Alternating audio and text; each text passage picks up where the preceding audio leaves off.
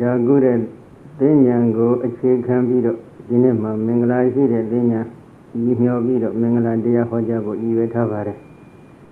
ဒီမင်္ဂလာသုတ်တံကိုဘုန်းကြီးတစ်ချိန်ကဟောခဲ့ပူပါတယ်သို့တော်လည်းတရားခွေတွေကပြတ်သွားပြီဖြစ်တဲ့အတွက်ပြန်ဟောပေးဖို့ရန်လျှောက်ထားတောင်းပန်နေဒီမှာအချိန်တော်ကြာညောင်းပြီဖြစ်ပါတယ်သို့တော်လည်းအကြောင်းမျိုးမျိုးကြောင့်မဟောခဲ့ရဘူးဒီနေ့တော့ဒီမင်္ဂလာသုတ်တံကိုပြန်ပြီးတော့ဟောပေးမယ်လို့ရည်ရွယ်ထားပါတယ်နော်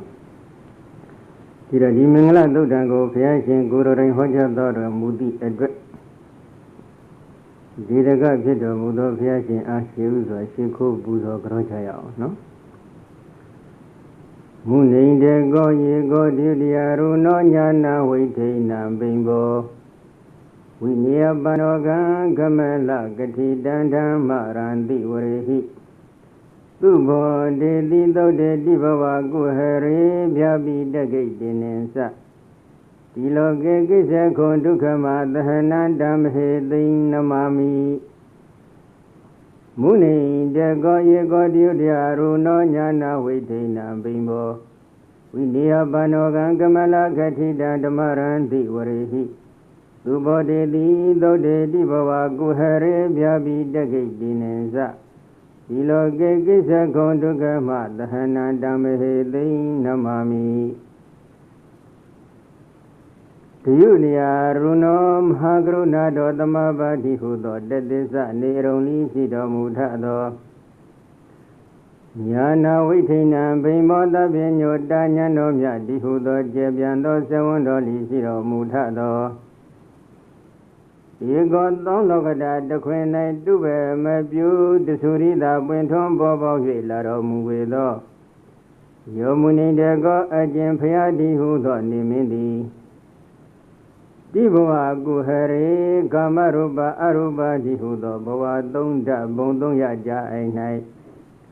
နိဗ္ဗာန်ပါရမီကံစီမံလှုံ့ဆော်သည်ဖြင့်အသင့်ဖြစ်ထွန်းပေါ်ပေါက်၍နေပေသောကမလာကတိတံကြာဟု၍ခေါ်ဆိုသမုတ်အပ်သောဝိနည်းပါနောကံရွတ်ထိုင်သာသူနတ်လူပြမဝိနည်းကြာတတ္တဝအပေါင်းကိုဓမ္မရန္တိဝရဟိမေဘောဖိုးဝင်နိဗ္ဗာန်ကိုမြင်သိစေတတ်သည့်သူတော်ကောင်းတရားတိဟုသောယောဂီတော်တို့ဖြင့်သူဘောတေတိသစ္စာလေးရတရားများကိုထွင်းဖောက်သိမြင်စေလည်းရဲ့ကောင်းစွာပွင့်စေတော်မူခဲ့တည်ပြီယာဘိတကိတ္တိနိသသောလောကတာတခွင်ဝဲသူမတုသောသီလဂုဏ်သမာဓိဂုဏ်ပညာဂုဏ်ဝိမု ക്തി ဂုဏ်ဝိမု ക്തി ဉာဏတတနာဂုဏ်တိဟုသောဂုဏ်ကျေးဇူးအထုတို့ကြောင့်ယမဘုံတိုင်ပြန့်နိုင်ကြောကြထင်ရှားတော်မူပေထသောဒီလောကေကိစ္စကုံမြမနတ်လူသုံးဘုံသူတို့ဤတလုံးဒီသောမျက်စိသဖွယ်ဖြစ်တော်မူပေထသောဓမ္မုနိတေကံထိုဖျားတိဟုသောနေမင်းကိုအဟံတရားဟောတရားနာဟုခေါ်ဆိုသမုတ်အပ်သောတပည့်တော်သည်နမမိကာယဝစီမနောချီလည်းရဲ့အင်းဇလီယိုကျိုလက်စပြထိမ္မာမိုး၍ရှေခိုးဥညွတ်ပါဤမြတ်စွာဘုရား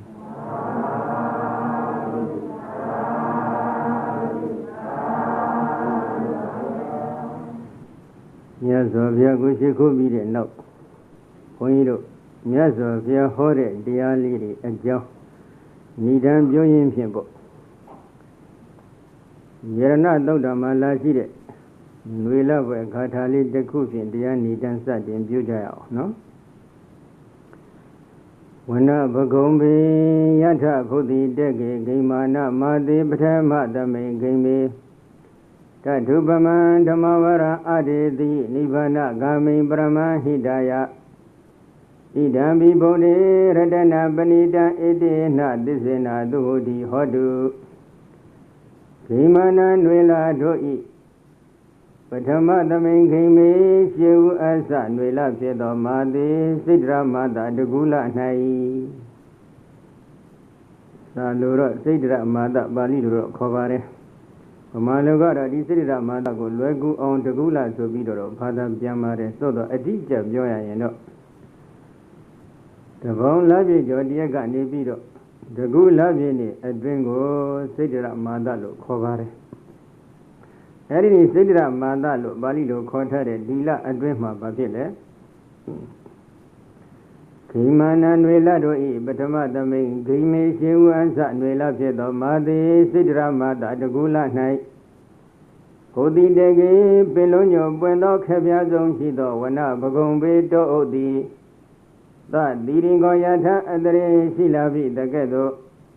တထုပမံအနေတရာပန်းဆုံးစွာဖြင့်ဝိစာပြန်ပြောထိုတောဥလျင်ဘုံပမာရှိသောနိဗ္ဗာန်ဂမေအငိဋ္ဌမှန်မြတ်နိဗ္ဗာန်သို့ဧကံထုတ်ချောက်ရောက်ခြင်းအကြောင်းဖြစ်သောဓမ္မဝရံသုံးပုံမိတဲ့ကတရားမြတ်ဒေသနာတော်ကိုပရမဟိတယလူနာပြမတတ္တဝါတို့ဤနိဗ္ဗာန်ဓာတိဟုသောအမြတ်ဆုံးအကျိုးစီးပွားချမ်းသာအလို့ငါအတေတိကရုဏာရှိသောမေတ္တာထား၍ဟောကြားတော်မူအပ်ခဲ့လေပြီဘုဒ္ဓေသုံးလောကထွတ်တာရှင်တော်မြတ်ဖျား၌ဣဒံမိရတနာဤမြတ်တို့ဘွယ်ရာယရဏအဖြစ်တိတော်ဘွယ်အကြောင်းနှစ်သက်ဖွယ်ဂုဏတော်အပေါင်းသေးလိပဏိတံထုမြတ်တော်မူလာပါပေ၏ဣတိနာသစ္စေနဝစီမင်္ဂလာဤသစ္စာစကားကြောင့်ဘာနိနံအပေါင်းများစွာတတ္တဝါတို့အားသူထီဘေးရန်ကုန်ကင်းချမ်းသာအေးမြခြင်းသည်ဟောတုမုတ်ချမသွေဖြစ်ပါစေတည်း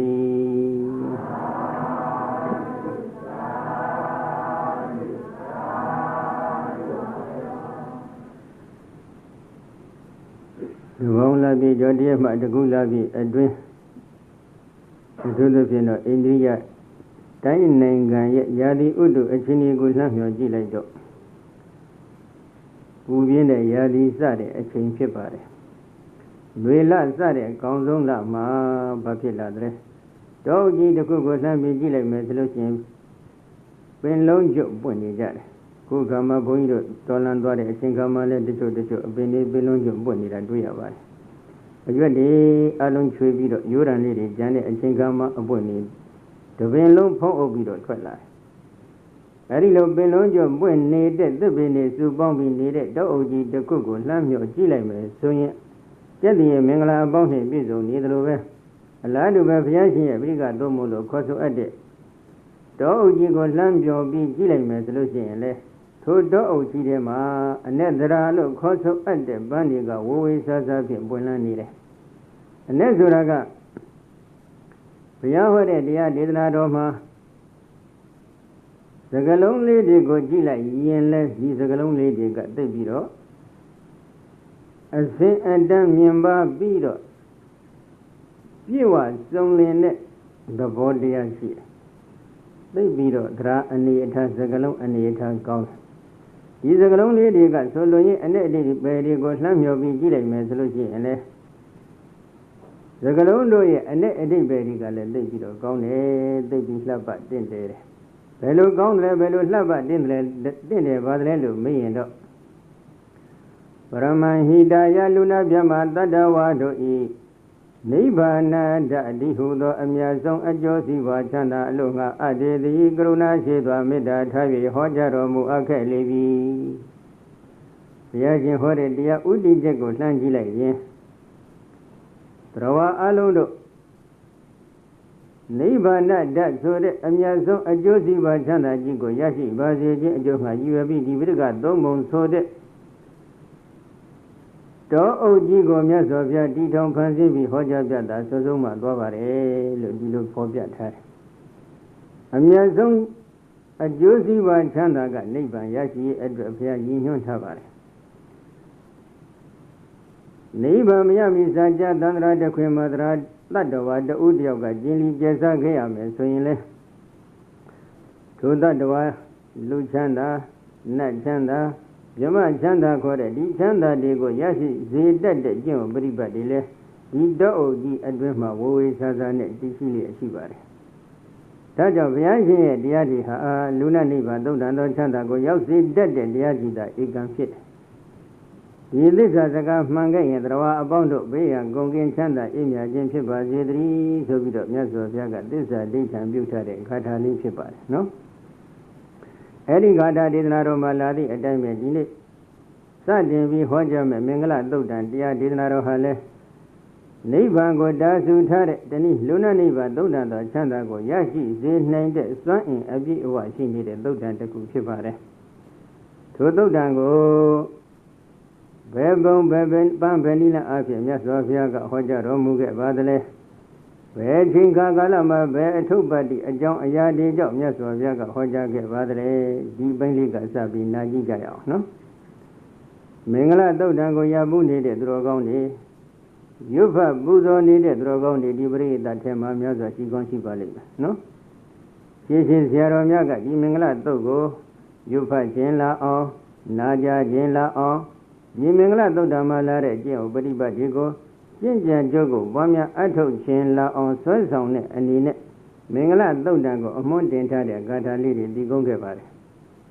မင်္ဂလာသုတ်အမွှန်းလို့ခေါ်ပါတယ်ချီးမွမ်းထားတဲ့ဂါထာလေးတွေပဲနော်အဲ့ဒီဂါထာလေးကနှစ်ခါထာရှိပါတယ်ယမင်္ဂလံဒွါဒတဟိစိန္ဒယိန်သုတဒေဝကသုဌာနံနာတိကိသန္တိအထတိန်သင်္စမင်္ဂလံဒေတိတံဒေဝဒေဝေနသဗ္ဗပါပဝိနာသနံသဗ္ဗလောကဟိတထာယမင်္ဂလံတံပနာမဟေဒီဥစ္စာကတော့ဘုရားဟောဒေသနာမဟုတ်သေးပါဘူးနော်မင်္ဂလာတို့ကိုရွတ်ဖတ်ပူဇော်ခြင်းလာအောင်လိုက်နာကျင့်ကြံကြုတ်ကိုပွားများအထုတ်ခြင်းအောင်ရှိရှိသလိုဘုရားကြီးများကအထူးသဖြင့်ယေကြီးပါဠိတော်ကိုတည်ကုန်းတော်မူတဲ့ဆရာတော်ဘုရားကနေတည်ကုန်းထားတဲ့ဂါထာလေးတစ်ခုဖြစ်ပါတယ်နော်။ဘာဆိုလို့လဲ။သတ္တေဝကနတ်ညင်တကဝါသောလူသားတို့သည်သုဌာနံကြည်ဝါချမ်းသာခြင်းဤအကြောင်းဖြစ်သောယမင်္ဂလာအကျင့်မင်္ဂလာတရားတော်ကိုဒွါဒတဟိ12နှစ်တို့တိုင်အောင်စဉ်တရင်သူကြံစည်စိတ်ကူးခဲ့ကြလေကုန်ပြီစိန္ဒယန္တပိကြံစည်စိတ်ကူးကြပါကုန်သောလည်းပဲဓမ္မင်္ဂလာထိုမင်္ဂလာတရားတော်မြတ်ကိုနာတိကိသံတိမသိရှိနိုင်ကြလေကုန်ဒေဝဒေဝေနနတ်တို့ထင်နာဖြစ်တော်မူသောသမ္မာသမ္ဗုဒ္ဓဘုရားရှင်သည်သဗ္ဗဘာဘာဝိနာတဏအလုံးစုံသောမကောင်းမှုဟုသောမြတ်ကိုဖြည့်ဆည်းပဲဖြောက်တတ်သောသဗ္ဗလောကဟိတထာယအထတိန်တံ38ပါးအပြားရှိသောယမင်္ဂလံအကျင့်မင်္ဂလာတရားတော်မြတ်ကိုသဗ္ဗလောကဟိတထာယအလုံးစုံသောတတ္တဝါတို့၏လူနာနိဗ္ဗာန်သုံးထမ်းသောအကျိုးစီးပွားချမ်းသာအလို့ငှာဧတိတံဟောကြားပြသအဆိုဆုံးမှတော်မူအပ်ခဲ့လေပြီဟေဩသူတော်ကောင်းတို့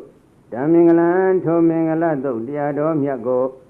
ဓမ္မင်္ဂလံထိုမင်္ဂလသုတ်ပရိတရားတော်မြတ်ကိုမယံငါတို့သည်ဗနာမရွတ်ဖပူဇော်ကြပါကုန်စို့မင်္ဂလသုတ်ကိုချီးမွမ်းထားတဲ့ဂါထာလေးပဲဒီဂါထာကလည်းဘုရားကြီးကိုစီစဉ်တော်မူသောဆရာတော်များကသူတို့ရဲ့စိတ်ကူးဖြင့်ကြံစည်စိတ်ကူးပြီးရေးသားတင်ပြထားတာတော့မဟုတ်ပါဘူးနော်ဒီကြီးမင်္ဂလသုတ်တံဖြစ်ပေါ်လာတဲ့အထုပ္ပတ္တိအကြောင်းအရာကိုအခြေခံပြီးတော့မှဒီဂါထာလေးကိုဒီကုန်းထားခြင်းဖြစ်ပါတယ်အဲဒီတော့ဒီနေရာမှာမြတ်စွာဘုရားကိုဒေဝဒေဝဆိုပြီးဒီလိုသုံးထားတယ်ဒေဝဒေဝဆိုပြီးသုံးခေါ်ထားတော့ဒေဝဆိုတာကတော့ညာသောအဖြစ်တော့လွယ်လွယ်ဘာသာပြန်လိုက်ရင်တော့နတ်လို့ခေါ်ပါတယ်အဲ့ဒီနတ်မှာဘယ်နှမျိုးရှိတယ်လဲလို့မေးတော့၃မျိုးရှိနေတယ်ဥပပတ္တိနတ်သမုဒ္ဒိနတ်ဝိသုဒ္ဓိနတ်ဆိုပြီးတော့နတ်ဘယ်နှမျိုးရှိတယ်လဲ၃မျိုးဘာဖြစ်လို့ဒီ၃မျိုးကိုနတ်လို့ခေါ်ရတယ်လဲလို့မေးရင်လဲအကြောင်းပြချက်ကလေးတော့ရှိပါတယ်နော်လောကမှာသရဝရိဟာအာကိုရကိုရှာဖွေကြတယ်နော်အဲဒီလိုအာကိုရကိုရှာဖွေတဲ့အချိန်ခါမှာရှစ်ခေတ်တုန်းကဘုရားမပွင့်မီဆိုကြပါစို့နော်တောကိုကိုွယ်တဲ့ပုဂ္ဂိုလ်တွေတောကိုအာကိုရအဖြစ်ကိုွယ်စိကတ်တဲ့ပုဂ္ဂိုလ်တွေလည်းရှိတယ်တောင်တွေကိုကိုွယ်အထာယအဖြစ်ကိုွယ်စိကတ်တဲ့ပုဂ္ဂိုလ်တွေလည်းရှိကြတယ်သစ်ပင်တွေကိုကိုွယ်အထာယအဖြစ်နဲ့ကိုွယ်စိကတ်တဲ့ပုဂ္ဂိုလ်တွေလည်းရှိကြတယ်နတ်တွေကိုကိုယ်ွယ်အထာယအဖြစ်နဲ့ကိုယ်ွယ်စိကနေတဲ့ပုဂ္ဂိုလ်တွေလည်းရှိကြပါတယ်နော်ကိုယ်ွယ်အထာယကိုရှာဖွေကြတယ်ဘာဖြစ်လို့လဲအမှန်တရားကိုမသိကြဘူးနော်ဘာကိုကိုယ်ွယ်အထာယမယ်ဆိုတဲ့အမှန်တရားကိုမသိရှိကြတဲ့အတွက်မိမိတို့ထင်ရမြင်ရဒီလိုပဲကိုယ်ွယ် မိကိုရအထာရတွေကိုရှာဖွေကြတယ်လောကမှာကိုယ်ွယ်အထာရလို့မိကိုကပ်ရောက်အပ်တဲ့ပုဂ္ဂိုလ်များကိုလည်းဒေဝဆိုပြီးတော့ဒီလိုသုံးတဲ့အသုံးနှုန်းရှိပါတယ်ဒါကြောင့်အဲ့ဒီမိကိုအထာရပုဂ္ဂိုလ်တွေကိုဒေဝဗမာလိုတော့နတ်လို့ခေါ်ပါတယ်အဲ့ဒီနတ်ဒီ၃မျိုးရှိတဲ့ဥပပတ္တိနတ်ဥပပတ္တိနတ်ဆိုတဲ့ဥစ္စာကတော့တိုင်းပြည်အုပ်ချုပ်မင်းလုပ်နေတဲ့ပုဂ္ဂိုလ်ကိုလည်းတိုင်းသူပြည်သားတွေကမိကိုပြီးတော့ကိုယ်ွယ်အထာရတယ်ဒါကြောင့်တိုင်းပြည်အုပ်ချုပ်နေတဲ့မင်းကိုလည်းပဲသမုဒ္ဒိနတ်လို့ခေါ်ပါတယ်ဥပပတ္တိနတ်လို့ခေါ်တယ်နော်သမုဒ္ဒိနတ်လို့ခေါ်တယ်နောက်တစ်ခုမိဖုရားတွေကိုလည်းသမုဒ္ဒိနတ်လို့ခေါ်တယ်မင်းကြီးမင်းသားတွေကိုလည်းသမုဒ္ဒိနတ်လို့ခေါ်ပါတယ်ခုခေတ်အပြောနဲ့ပြောရင်တော့အစိုးရဝန်ထမ်းတွေပေါ့နော်အဲ့တော့သူတို့ကလည်းသူတို့နိသူဟံအယမိကိုအထာရတဲ့အတွက်သူတို့တွေကိုလည်းနတ်လို့ခေါ်ပါတယ်အထူးသဖြင့်တော့တိုင်းပြည်အုပ်ချုပ်တဲ့မင်းကိုသမုဒ္ဒိနလို့ဒီလိုခေါ်ပါတယ်ဥပပတ္တိနဆိုတာကတော့ညာသောအဖြစ်တော့ကိုတင်ရှားဖြစ်နေတဲ့အမိဝမ်းတွေမှာပရိသတ်တွေတည်နေမှုမရှိဘဲကိုတင်ရှားဘာခနဲ့ဖြစ်နေတဲ့နတ်တွေသတုမာရိနတ်ကနေစပြီးတော့အထက်ကာမဝဆရနတ်ပြည်6ဓာတ်မှာရှိတဲ့နတ်တွေကိုဥပပတ္တိနလို့ခေါ်ပါတယ်အဲ့ဒီနတ်တွေတဲ့ကိုအစစ်မြင့်နေတဲ့မြမာတွေကိုလည်းအလားတူပဲဥပပတ္တိနတ်လို့ခေါ်ပါတယ်နတ်မြမာအလုံးကိုတော့ဥပပတ္တိနတ်လို့ခေါ်တယ်နောက်နတ်တစ်မျိုးကတော့ဝိသုဒ္ဓိနတ်ဖြစ်ပါတယ်အဲ့ဒီဝိသုဒ္ဓိနတ်ဆိုတာကဘယ်လိုပုဂ္ဂိုလ်တွေကိုဝိသုဒ္ဓိနတ်ခေါ်တယ်လို့မေးရင်တော့ဝိသုဒ္ဓိဒေဝနာမအရဟံတောဟုတ်သန္တိဝိသုဒ္ဓိနတ်မြည်သည်ယဟန္တာပုဂ္ဂိုလ်တွေကိုခေါ်ဆိုတယ်ဆိုပြီးဒီလိုအထက်ကရကဖွင့်ဆိုထားပါတယ်ဝိသုဒ္ဓိဆိုတာကကိလေသာအငြိအကျေးတွေအလုံးကင်းစင်နေတဲ့သူတော်ကောင်းလို့ဆိုလိုပါတယ်ကိုယ်ွယ်အထာရပုဂ္ဂိုလ်ပဲဒီဝိသုဒ္ဓိနအမည်ရတဲ့ကိုယ်ွယ်အထာရမယ်နတ်ကကိလေသာအငြိအကျေးဟုသောမြတ်အလုံးကင်းစင်နေတဲ့နတ်လို့ဆိုလိုပါတယ်ဒါကဘုရားယဟန္တာပုဂ္ဂိုလ်တွေကိုခေါ်ပါတယ်သို့တော့အဲ့ဒီနတ်၃ပါးမှာဥပပတ္တိနသမုဒ္ဒိနဝိသုဒ္ဓိနဆိုတဲ့ဒီနတ်၃ပါးတို့ထက်ဥစဉ်တို့သမ္မာသမ္ဗုဒ္ဓဘုရားရှင်ကပို့ပြီးတော့ကိုယ်ွယ်အထာရအစစ်မှန်တယ်အဲ့ဒီလိုမှန်ကန်ခြင်းကြောင့်သမ္မာသမ္ဗုဒ္ဓဘုရားရှင်ကိုဒေဝဆိုပြီးတော့ဒီလိုရှင်းဆိုတော့ဘုရားများကအသုံးပြုထားပါတယ်နော်အဲ့ဒီဒေဝဖြစ်တဲ့မြတ်စွာဘုရားသည်မင်္ဂလာတရားတွေကိုဟောပေးတယ်ဒီမင်္ဂလာတရားရဲ့စွမ်းအင်တတ္တိကဘယ်လိုရှိသလဲလို့မေးရင်တော့သဗ္ဗပါပဝိနာတနာမကောင်းမှုအကုသိုလ်မှန်သမျှကိုဖျက်ဆီးနိုင်တဲ့စွမ်းအားရှိတယ်မကောင်းမှုအကုသိုလ်မှန်သမျှကိုဖျက်ဆီးနိုင်တဲ့စွမ်းအင်တစ်ခုပေါ်လာပြီဆိုလို့ရှိရင်ဘာအကျိုးရှိတယ်လို့မေးတော့သဗ္ဗလောကဟိတထာယလူနဲ့နိဗ္ဗာန်သုံးတန်သောအကျိုးစီးပွားချမ်းသာကိုလည်းရွတ်ဆောင်ပေးနိုင်တဲ့စွမ်းအားရှိတယ်ဒီလိုထပ်ပြီးဖော်ပြထားတယ်ဒီတော့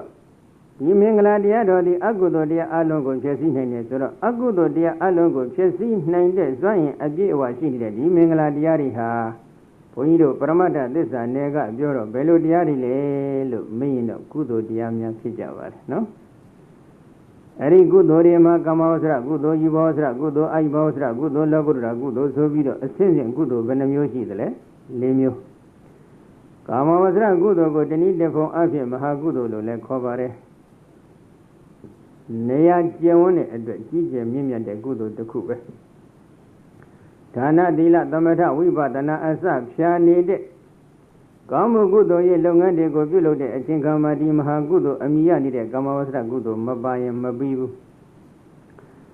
ဇာနီကိုပွားများအထုတ်တဲ့ပုဂ္ဂိုလ်တွေဒီနေ့သူတော်ကောင်းတွေအာနာပါနကမ္မထအထုတ်နေကြတယ်ဒီထဲပါကြတယ်နော်ကတိုင်နီအထုတ်နေတဲ့ပုဂ္ဂိုလ်တွေလည်းပါကြတယ်ဓကမထပွားများအထုတ်နေတဲ့ပုဂ္ဂိုလ်တွေလည်းပါကြတယ်ယုံနာနေသိကြည့်ပြီးအကြောင်းတရားတွေရှားဖွေပြီးအကြောင်းတရားတွေနဲ့ကအကြောင်းတရားတွေနဲ့တကွဒီယုံနန်းတို့ရဲ့အနိစ္စအချက်ဒုက္ခအချက်အနတ္တအချက်တွေကိုရှုပွားသုံးသပ်နေတဲ့ဝိပဿနာဘာဝနာကမ္မထစီပြနေတဲ့သူတော်ကောင်းတွေလည်းဒီထဲပါကြပါတယ်အဲဒီတော့ဒီနေရာမှာဒါနပြုတဲ့အခါမှာဖြစ်ပေါ်နေတဲ့ကုသိုလ်ကိုလည်းမဟာကုသိုလ်လို့ခေါ်တယ်သီလကျင့်သုံးစောင့်တည်နေတဲ့အချိန်ခါမှာဖြစ်ပေါ်နေတဲ့ကုသိုလ်တွေကိုလည်းမဟာကုသိုလ်လို့ခေါ်တယ်ဇာမြမီသမထဘာဝနာကမ္မထတွေကိုစီပြနေတဲ့အခက်ဖြစ်ပေါ်နေတဲ့ကုသိုလ်တွေကိုလည်းမဟာကုသိုလ်လို့ပဲခေါ်ပါတယ်အရိယာမဉ္ဇမယမီယုတ်တိနန္ဒီကိုဟုတ်တိုင်းမှစွာသိနေတဲ့ဉာဏ်ပြဋ္ဌာန်းနေတဲ့ကုသိုလ်အကြောင်းတရားအကျိုးတရားတွေကိုဟုတ်တိုင်းမှစွာသိတဲ့ ပြည့်စရာပရိကဉာဏ်ပြဋ္ဌာန်းနေတဲ့ကုသိုလ်အကြောင်းတရားနေနဲ့ကဒီယုတ်နန်းတို့ရဲ့အနိစ္စအချက်ဒုက္ခအချက်အနတ္တအချက်တွေကိုဟုတ်တိုင်းမှာသောထွန်းပေါက်သိနေတဲ့ဝိပဿနာဉာဏ်ပြဋ္ဌာန်းနေတဲ့ကုသိုလ်အဲ့ဒီကုသိုလ်တွေကလည်းမဟာကုသိုလ်ပဲဖြစ်ပါတယ်နော်ဒါကြောင့်ဒီမဟာကုသိုလ်ဟာဇံရရှိအတွက်တော်၎င်းနိဗ္ဗာန်ကိုသို့မဟုတ်အရိယာမညာဘုံညာနိဗ္ဗာန်ကိုရရှိအတွက်တော်၎င်းအလွန်ကျေးဇူးများတဲ့ကုသိုလ်မဖြစ်ဘူးလားဖြစ်နေတယ်ဒါကြောင့်သူ့ကိုမဟာကုသိုလ်လို့ခေါ်ပါတယ်အဲ့ဒီမဟာကုသိုလ်တွေဟာလည်းဆိုင်ရာအကုသိုလ်ကိုတရင်ကအဖြစ်ပယ်တတ်နိုင်တဲ့စွမ်းအင်ရှိတယ်နည်းနည်းလေးအာရုံယူပြီးစဉ်းစားကြည့်လားဒါနပြုတယ်ဒါနတခုပြုတော့မယ်ဆိုလို့ရှိရင်မိမိလှူဝဲဝတ္ထုပစ္စည်းစုသည်ဖြစ်ရခင်မလှူခင်ပေါ့သို့မဟုတ်လှူမယ်လို့ကြံစည်စိတ်ကူးမှုမဖြစ်ခင်ကဒီပစ္စည်းကိုမိမိလိုလားတောင့်တလို့ရှားဖွေစုဆောင်းပြီးသိမ့်ပိတ်ထားတဲ့ပစ္စည်းမဟုတ်ဘူးလားဟုတ်တယ်အဲ့ဒီပစ္စည်းမှာသိမ့်ပိတ်ထားစဉ်အချိန်ခါမှာတွေ့တာမယ်မောမှုပစ္စည်းပေါ်မှာပစ္စည်းနဲ့တန်တော့တွေ့တာမယ်မောမှုမရှိဘူးလားရှိတယ်ငါပစ္စည်းဆိုပြီးသိမ့်ပိတ်ထားတာပဲလှူမယ်လို့ဆုံးဖြတ်ချက်ချလိုက်ပြီးဒီပစ္စည်းကိုလှူလဲလှူပြီးအဲ့ဒီအချိန်ခါမှာဒီပစ္စည်းအပေါ်မှာတွေ့တာနေတဲ့တဏှာရှိသေးလားမရှိဘူးတရင်ကအဖြစ်ဒီတဏှာကွာကြမသွားဘူးလားသွားတယ်ဒါကြောင့်ဒီဒါနကုသိုလ်ဟာလဲမဟာကုသိုလ်ပဲဖြစ်ပါတယ်အဲ့ဒီမဟာကုသိုလ်ဟာလဲလောဘကိုသို့မဟုတ်ဆိုင်ရာကိလေသာကိုတရင်ကအဖြစ်ပယ်ရှားနိုင်တဲ့စွမ်းအားမရှိဘူးလားရှိတယ်ပယ်တတ်နိုင်တဲ့စွမ်းအားမရှိဘူးလားရှိနေတယ်ဒါကြောင့်ဒီမဟာကုသိုလ်ကိုလည်းသဗ္ဗပါပဝိနာဒနာဆိုပြီးတော့အထက်ကရာဆရာများကအမွန်းတင်ပြီးတော့သုံးထားပါတယ်နော်နောက်တစ်ခုသီလစောင့်တည်သီလစောင့်တည်တဲ့အချိန်ခါမှာဆိုကြစို့နော်သူတော်ကောင်းတို့ရဲ့သဘောကသီလကိုချစ်မြတ်နိုးတဲ့စိတ်ထားရှိရတယ်သူဘေဒလာသမရိတာမိဖျားကိုမင်းပုံအတွင်တို့ချစ်ခင်လေးမြတ်နှစ်တဲ့အန်တော်သီလကိုစီကိုငှရှိကြကုန်သည်ဖြစ်၍သီလရှင်တွေရကြပါလိမ့်မယ်နော်ယောဂီတွေလည်းရလိမ့်မယ်သူတော်ကောင်းဆိုတာကဘယ်လိုပုဂ္ဂိုလ်ဖြစ်ရလဲသူဘေဒလာမိမိစောင့်တည်ခြင်းသုံးနေတဲ့သီလအပေါ်မှာချစ်မြတ်နိုးတဲ့စိတ်ထားရှိရဘလောက်အထိချစ်မြတ်နိုးရမလဲလို့မင်းရင်လေ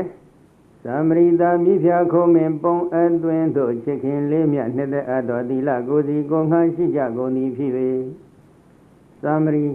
တချို့ကတော့ကျင်မရီဒီလိုလည်းခေါ်တယ်အထူးသဖြင့်ဒီဘက်နိုင်ငံမှာပေါ်တယ်လို့ဆိုပါတယ်အဲ့ဒီသမရိအမိရနေတဲ့သားကောင်များတော်ထဲမှာကျေစားနေရင်ဖြင့်မိမိရဲ့သားမီးလေးကိုခြုံပုတ်တစ်ခုမှညီစွန်းနေခဲ့ရင်ဘယ်တော့မှမယုံဘူးတဲ့ဘာဖြစ်လို့လဲမိမိတို့ရဲ့သားမီးဟာအမတန်တန်ဖိုးရှိတယ်မင်းမြောက်ရှင်မင်းတို့သုံးဆွဲတိုက်တဲ့နန်းတွင်မှာသုံးတိုက်တဲ့ပစ္စည်းတစ်ခုဖြစ်တယ်သားမီးရအဖြစ်နဲ့သုံးပါတယ်နန်းတွင်မှာသားမီးရအဖြစ်သုံးပြီးတော့အမတန်တန်ဖိုးထားနေတဲ့ဒီညီးပြားလေးတစ်ပင်လောက်ကျွတ်သွားမှာကိုအမတန်စိတ်ပူကြတယ်ညီးပြားကိုဘယ်တော့မှအကျွတ်မခံဘူးအတ္တအသိခံတယ်အဲ့ဒီပုံစံမဲ့သူတော်ကောင်းတို့ဟာလဲသီလကိုကျိုးအောင်ပေါက်အောင်ဘယ်တော့မှမလုပ်ရဘူးအသက်ကိုသာအသိခံရတယ်မိမိသီလကိုဘယ်တော့မှမချိုးမဖောက်ရဘူးပြီးတော့ဒီနေ့ယောဂီအလုံးတို့လိုက်နာကျင့်သုံးနေတဲ့သီလကြည့်လိုက်ရင်ဒီဌာနမှာတော့သီလဘယ်နှခုရှိလဲ9ပါးယဟန်တော်များမှာတော့ယဟန်တော်ဆံရသီလရှိကြပါတယ်နော်သီလရှင်များမှာဆိုရင်သီလဘယ်နှပါးလဲ10ပါးအဲ့ဒီထဲမှာနံပါတ်1ကြည့်ပေါ့ပါတယ်လေပါဏတိပါဒသူ့သက်မတတ်ရဘူးသူ့သက်တချင်းဆိုတဲ့လုပ်ငန်းရပ်ကိုမိမိအတ္တအသေးခံမဲ့ဘယ်တော့မှမပြုတ်လို့ဘူးလို့သူတော်ကောင်းဆိုတာဒီစိတ်ထားရှိရတယ်နံပါတ်2အဒိဏဒါနသူပစ္စည်းမတရားမယူဘူးငါအတ္တအသေးခံမဲ့သူပစ္စည်းကိုငါဘယ်တော့မှမတရားမယူဘူးဆိုတဲ့ဒီစိတ်ထားသူတော်ကောင်းဆိုရင်ရှိရတယ်သီလကိုချစ်မြတ်နိုးနေတဲ့သူတော်ကောင်းမှန်ရင်ဒီစိတ်ထားရှိရတယ်အဲ့ဒီစိတ်ထားရှိပြီဆိုလို့ရှိရင်ဆိုကြပါစို့နော်အဲ့ဒီစိတ်ထားနဲ့ဒီသီလကိုရိုသေစွာကျင့်သုံးနေပြီဆိုရင်ထိုပုဂ္ဂိုလ်ရဲ့တန်တမမဟာကုသိုလ်စိတ်ကြီးဖြစ်နေပြီဒီတော့သူ့တဲ့မတတ်ဘူးရှောင်ကျင်မယ်ဆိုလို့ရှိရင်သူ့တဲ့တတ်ကြောင်းဖြစ်နေတဲ့တတ်ချင်နေတဲ့အကုသိုလ်တရားတွေကိုတရင်ကအဖြစ်ပယ်ရှားနိုင်တဲ့စွမ်းအားပေါ်မလာဘူးလားပေါ်လာတယ်သူပစ္စည်းမတရားမယူဘူးရှောင်ကျင်လိုက်ပြီဆိုလို့ရှိရင်သူပစ္စည်းအပေါ်မှာမတရားလိုချင်နေတဲ့လောဘပြဋ္ဌာန်းနေတဲ့အကုသိုလ်တရားတွေကိုတရင်ကအဖြစ်ပယ်ရှားပြီးဖြစ်မသွားဘူးလားဖြ ဖြစ်သွားတယ်ဒါကြောင့်ကုသိုလ်တရားတွေဒီအကုသိုလ်ကိုဖျက်ဆီးနေတဲ့စွမ်းအားမရှိဘူးလားရှိနေတယ်သူနဲ့ထိုက်တန်တယ်လို့နော်နောက်တစ်ခုနံပါတ်3ကြည့်ကြစို့အပြမစရိယမမြတ်သောအကျင့်မှရှောင်ကျင်တယ်မမြတ်သောအကျင့်ကိုရှောင်ကျင်ဆောက်တည်ပြီးကျင့်သုံးမမြတ်သောအကျင့်မှရှောင်ကျင်မယ်ဆိုပြီးတော့ဒီသီလကိုဆောက်တည်ကျင့်သုံးနေတဲ့သူတော်ကောင်းရဲ့တန်တမာမမြတ်သောအကျင့်ကိုကျင့်ကျင်နေတဲ့လောဘပြဋ္ဌာန်းနေတဲ့အကုသိုလ်တရားတွေကိုဒီရင်ကအဖြစ်ပယ်ရှားပြီးဖြစ်မသွားဘူးလားဖြစ်သွားတယ်နော်ကဲနောက်တစ်ခုပါတယ်လေမုဒ္ဒဝါဒမုဒ္ဒစကားမပြောဘူးမုဒ္ဒစကားပြောကြခြင်းမှရှောင်ကျင်လိုက်ရှောင်ကျင်ပြီဆိုလို့ရှိရင်ဒီပုဂ္ဂိုလ်ရဲ့တန်တမှာမုဒ္ဒပြောကျင်နေတဲ့မကောင်းတဲ့အကုသိုလ်တရားတွေကိုဒီရင်ကအဖြစ်ပယ်ရှားပြီးဖြစ်မသွားဘူးလားဖြစ်သွားတယ်သို့တော့သူတော်ကောင်းဆိုတာကမုဒ္ဒစကားကိုငါဘယ်တော့မှမပြောဘူးငါရဲ့သီလကိုငါဘယ်တော့မှမချိုးဖောက်ဘူးအသက်ကိုယ်သာငါအသိခံမယ်ဒီမူသားစကားကိုတော့ငါဘယ်တော့မှမပြောဘူးဒီစိတ်ထားရှိရတယ်။မူသားမပြောဘူးဆိုတာဒီမူသားတွေထဲမှာတော်တော်လေးဆိုးတဲ့မူသားတွေတချို့ရှိပါတယ်။တော်တော်လေးဆိုးတဲ့မူသားဆိုတာကသူတစ်ပါးကိုမဟုတ်မတရားဆွဆွဲတဲ့မူသားလည်းရှိတယ်။တရားယုံနေမှာမဟုတ်မတရားလိမ်လီလှည့်ပြားပြီးတော့သွားပြီးတက်တည်ခံနေတဲ့မူသားလည်းရှိတယ်။အဲ့ဒီမူသားတွေကတော်တော်လေးဆိုးတယ်နော်။ဆိုးတာကဘယ်လိုဆိုးလဲလို့မင်းရင်တော့တစ်ဖက်သားကိုမဟုတ်မတရားမိမိကသွားပြီးဆွဆွဲပြီးဆိုလို့ရှိရင်အဆွဆွဲခံရတဲ့ပုဂ္ဂိုလ်မှလည်းအကုသိုလ်တရားမတိုးပါဘူးလားတိုးပါတယ်ဆွဆွဲနေတဲ့ပုဂ္ဂိုလ်မှဟောအဲ့ဒီအချိန်ကမှစိတ်ချမ်းသာမှုရှိလား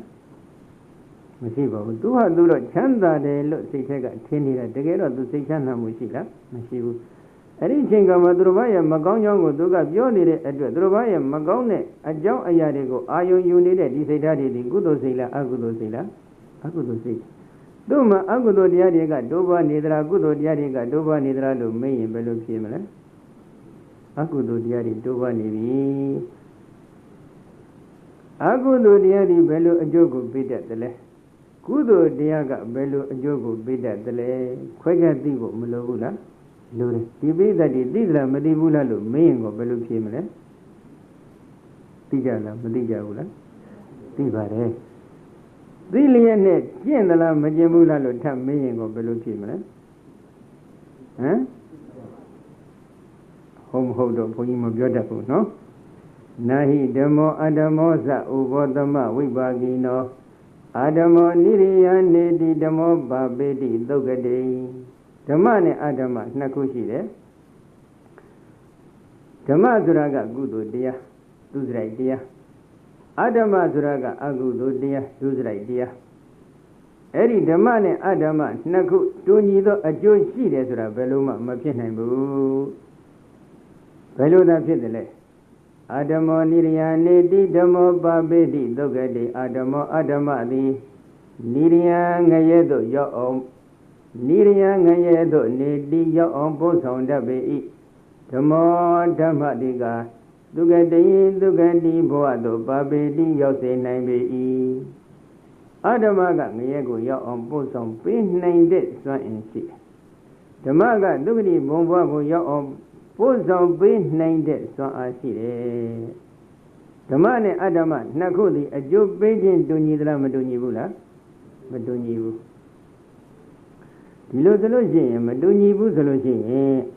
အဓမ္မကငရဲကိုရောက်အောင်ပို့ဆောင်ပေးနိုင်တဲ့စွမ်းအားရှိတယ်ဆိုရင်ဉာဏပရိသတ်တွေငရဲကိုသွားခြင်းကြသလားလို့ဘုန်းကြီးကထပ်မေးရင်ဘယ်လိုဖြေကြမလဲမသွားခြင်းဘူးဆိုလို့ရှိရင်ငရဲရောက်ကြောင်းဖြစ်တဲ့အကျင့်ကိုကျင့်ရမလားမကျင့်ရဘူးလားလို့ထပ်မေးခြင်းကိုဘယ်လိုဖြေမလဲဟမ်ဒီလိုဆိုရင်သူတို့ဘာမကောင်းကြောင်းကိုပြောရမလားမပြောရဘူးလားလို့မေးရင်ကိုဘယ်လိုဖြေမလဲမပြောဘဲကနေမလားမနေဘူးလားလို့ထပ်မေးရင်ကိုဘယ်လိုများဖြေကြမလဲမနေပါဗျာဟောဟန်ကြသွားပြီဟုတ်တယ်မလားအဲ့ဒါပဲသိလျက်နဲ့မကျင့်ဘူးတဲ့အဲ့ဒါဟာသူတော်ကောင်းဟုတ်သလားမဟုတ်ဘူးသူတော်ကောင်းကြတော့ဘယ်လိုလဲသူဘေဒလသံမရိတမိဖျာခုံမင်းပုံအတွင်းသို့ချစ်ခင်လေးမြနှစ်သက်အပ်သောသီလကိုစီကိုငှားရှိကြကုန်သည်ဖြစ်ပေဘယ်လိုဟုတ်ကဲ့လားသီလကိုချစ်မြတ်နိုးတဲ့စိတ်ထားတွေရှိသလားမကျင့်တဲ့ပုဂ္ဂိုလ်မှရှိသလား မရှိဘူးဒါသိကြဖို့ကောင်းတယ်နော်ဒီတော့ဒီသဘောကိုမုံမတရားဆွဆွဲတဲ့အချက်ကလေးနဲ့ပတ်သက်ပြီးတော့တချို့ခဏခဏတော့ပြောဖို့ပါတယ်ဘုန်းကြီးနည်းနည်းလေးနာဘုထမအနေနဲ့သတိရလို့ပေါ့နော်ဘုန်းကြီးတို့သာသနာတော်ကဘယ်လိုသာသနာလဲလို့မေးရင်တော့ဘုရားရှင်ကိုဦးဇင်းတို့ကကြီးညိုတယ်ဆိုတာဒီဘက်ကကြည့်ပြီးကြီးညိုတာပါအလောင်းတော်ဘောကဖြစ်ခြင်းခဲ့တဲ့ပါရမီတွေကိုကြည့်ပြီးတော့လည်းကြီးညိုတယ်ဘု